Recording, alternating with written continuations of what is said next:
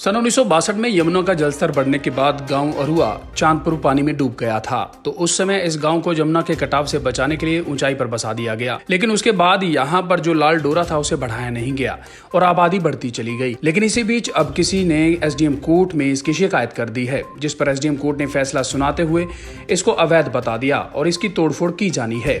इसी के चलते पूरे गांव में चूल्हा तक नहीं चढ़ा है और पूरे गांव में रोष व्याप्त है। इसे लेकर सैकड़ों ग्रामीण ग्राम सचिवालय पर मोर्चा जमाए बैठे हैं।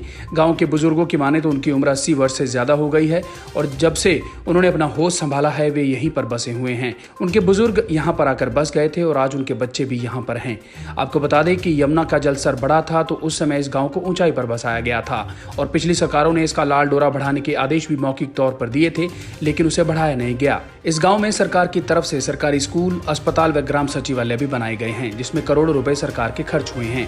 ये सब बिल्डिंगें पंचायत की जमीन पर बनी हैं, लेकिन गांव के बुजुर्ग और सभी लोग इस बात को लेकर सदमे में हैं कि प्रशासन ने उन्हें अवैध बता दिया है, जबकि सन 1962 में बाढ़ के दौरान प्रशासन ने ही उन्हें बसाया था।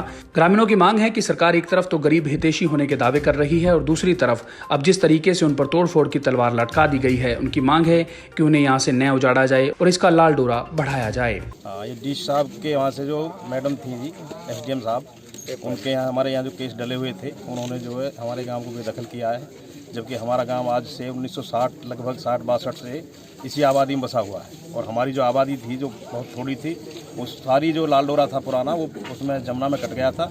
उसी के कारण लोग अपनी ही ज़मीन, हमारे गाँव के लोगों की, बुजुर्गों की ज़मीन है जिसमें हमारे लोग बसे हुए हैं और अब हम लोगों को उजाड़ा जा रहा है। और हम इस बाबत कल माननीय मंत्री श्री कृष्णपाल जी से मिले, उन्होंने हमें बहुत बढ़िया आश्वासन दिया। उन्होंने डी साहब से भी बात की थी और उन्होंने आश्वासन दिया और हम उस पर आश्वस्त हैं और हमें उनसे आशा है और अब फिर आगे भी जो मार्गदर्शन देंगे हम उनसे जो मिलेंगे दोबारा गांव के सभी लोगों से और उनका धन्यवाद भी करेंगे और आगे भी उनके मार्गदर्शन में जो भी कार्रवाई होगी वो अमल में लाएंगे। फिर भी अगर प्रशासन तानाशाही करता है तो देखो जी, हमारे गाँव के लोग हैं जो सब मरने मिटने के लिए तैयार भी हैं लोग, ऐसा भी नहीं है कि लोग जो सभी जो है भाई हम भी जो कहाँ जाएंगे, लोग कहाँ बसाए जाएंगे, हमें भी कुछ जगह दी जाए, प्रशासन से गुहार करेंगे और कोई जगह नहीं है, पंचायत यही है। मैं जिला उपायुक्त फरीदाबाद ने आदेश दिया है कि वे 3 ड्यूटी मजिस्ट्रेट नियुक्त करके गांव के अवैध कब्जे हटाए जाएंगे। उस बारे में गांव के सभी बुजुर्ग, सभी धर्मों के, सभी जातियों के लोग इकट्ठे हुए और उस बारे में सभी ने एक पंचायत करी। अवैध कब्जे हैं कहाँ? अवैध कब्जे हमारा पूरा गाँव है जी। अवैध कब्जे में हमारे पास रहने के लिए जगह नहीं है, हमारे पास जगह नहीं है। जब से अवैध कब्जे हुए क्यों?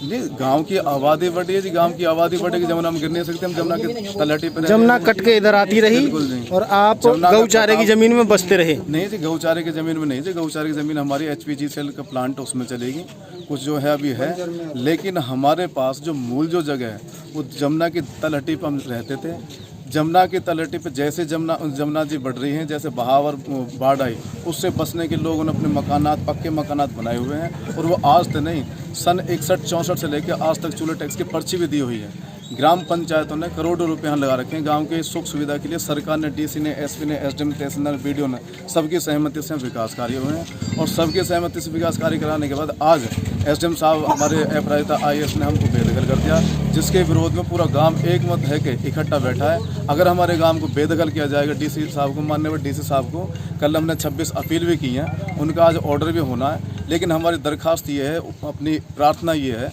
सभी गांव के हर जन की, हर नागरिक की, कि हमारे एक भी मकान को, एक भी दुकान को उजाड़ा नहीं जाए। प्रथला से राजेंद्र दैया की रिपोर्ट।